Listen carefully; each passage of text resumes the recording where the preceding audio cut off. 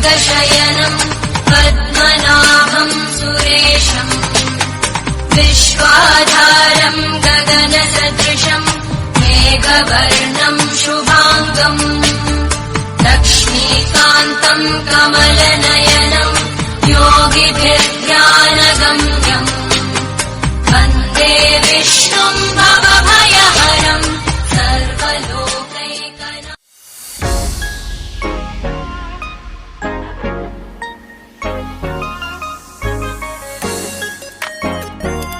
जगन्नाथ जय जय जगन्नाथ जय जय जगन्नाथ। ओम सर्वे भवन्तु सुखिनं सर्वे सन्तु निरामया सर्वे भद्राणि पश्यन्तु मा कश्चित् दुःखभाग् भवेत्। ओम शांति शांति शांति। नमस्ते दोस्तों, फिर से आप लोगों को मेरे चैनल पे स्वागत है। आशा करती हूँ कि सब लोग अच्छे से होंगे। तो चलिए शुरुआत करते हैं जय जगन्नाथ का पार्ट 2। तो दोस्तों, पिछले एपिसोड में हम देखे थे कि कैसे भगवान नीलमाधव जी का आविर्भाव हुआ, कैसे राजा को स्वप्नादेश हुआ और कैसे वो विद्यापति को उड़ीसा राज्य में भेजे भगवान का मूर्ति लाने के लिए। जो कोई मेरा पहला वाला वीडियो नहीं देखे हो उन लोगों के लिए मैंने वो वीडियो का लिंक डिस्क्रिप्शन में डाल दे रही हूँ, प्लीज़ आप लोग जाके देखिए। तो दोस्तों, राजा का आदेश को पालन करके विद्यापति चल पड़े अपने संधान की ओर, भगवान श्री नीलमाधव जी के संधान पर। रास्ते में उनको बहुत कठिनाई का सामना करना पड़ा।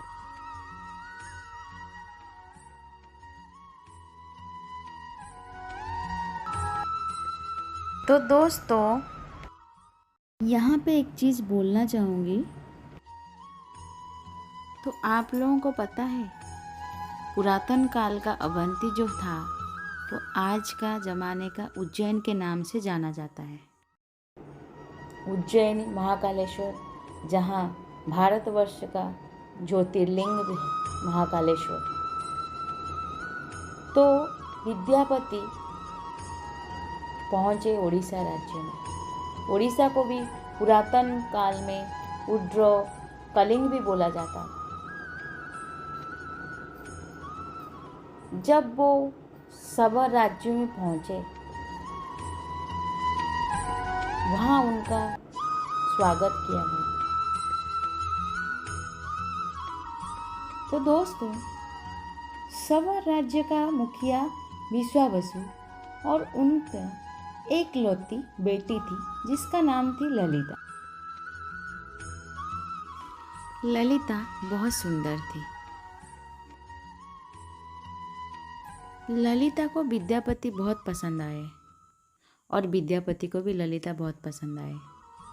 दोनों का संगम को देख के राजा विश्वावसु ने ये फैसला किए कि विद्यापति और ललिता का विवाह संपन्न किया जाए। फिर कुछ दिनों के बाद ललिता और विद्यापति का विवाह बड़े धूमधाम से संपन्न हुआ और दोनों बहुत खुश थे अपने विवाह को लेके। ऐसे ही दिन कटता गया। कुछ दिन के बाद विद्यापति ने खुद जाके अपने ससुर विश्वावसु से कहे कि मुझे भगवान नीलमाधव जी का दर्शन करना है। विश्वावसु सोच में डूबे पड़े। सोचने लगे, अभी तक तो भगवान जी का संदेश किसी को दिया ही नहीं, तो कैसे विद्यापति को भगवान का संदेश दूंगा।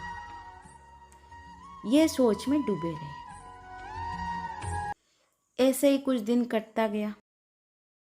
विद्यापति ने फिर ये बातें ललिता को बताए।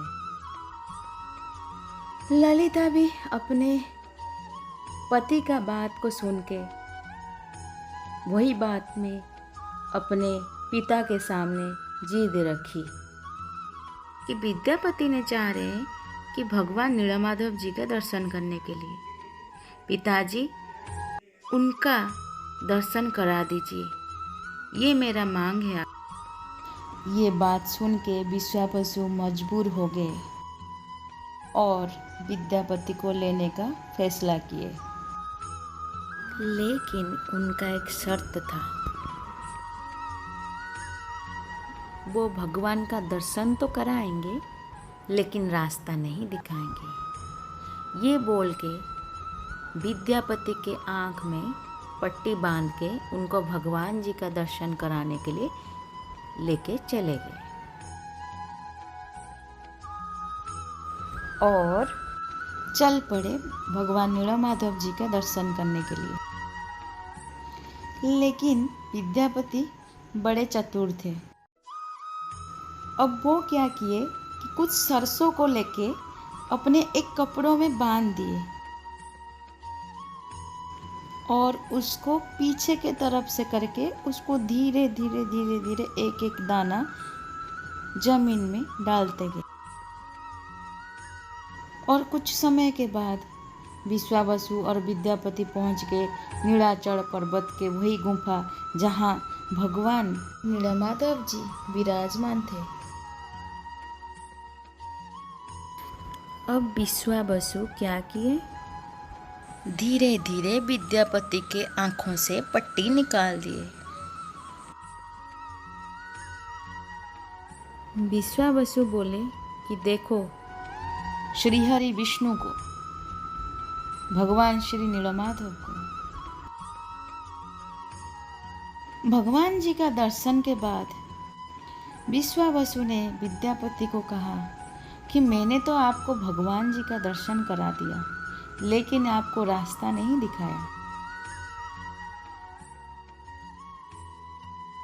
लेकिन विद्यापति तो बड़े चतुर थे, वो अपना चतुराई दिखा भी दिए थे।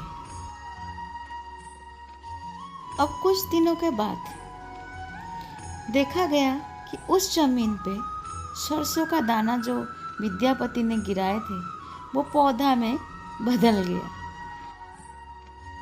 ये देख के विद्यापति बड़े खुश नजर आए, जो उनको रास्ता ही मिल गया। और कुछ दिनों के बाद विद्यापति चल पड़े वही नीलाचल पर्वत को जहाँ श्री नीलमाधव जी विराजमान थे। भगवान का मूर्ति को देख के वो बहुत खुश हुए और उसको लाने का प्रयत्न किए। कुछ दिनों के बाद विद्यापति पहुंच गए अवंती राज्यों में मूर्ति को लेके। राजा इंद्रद्युम्न ने जो कहा था विद्यापति वो करके दिखा दिए। राजा बहुत खुश हुए।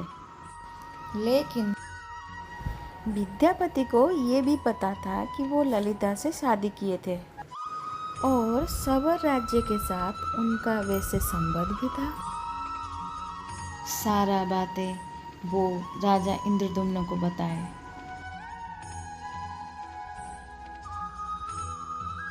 यहाँ सवर राज्य में जब विश्वावसु गए नीलाचल पर्वत को अपना पूजा करने के लिए, तो वहाँ पे देखे भगवान विराजमान नहीं है। ये देख के मुखिया विश्वावसु दुखी हो गए और उसी दुख में सारा सबर राज्य स्तब्ध हो गया।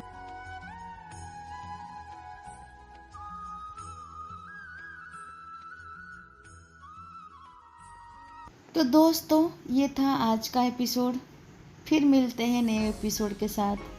अगर आप लोगों को जगन्नाथ जी का कथा पसंद आया है तो मेरे चैनल को लाइक, शेयर एंड सब्सक्राइब करिए। जय जगन्नाथ, जय जगन्नाथ, जय जगन्नाथ।